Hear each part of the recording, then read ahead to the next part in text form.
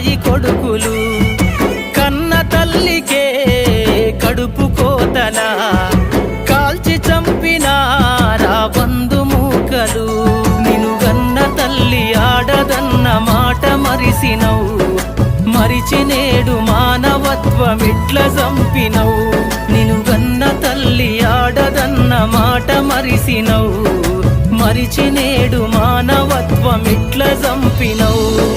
పుడమి తల్లిరా పురుడోస జన్మరా, ఆడ బ్రతుకులో నేడు విలువ ఏదిరా.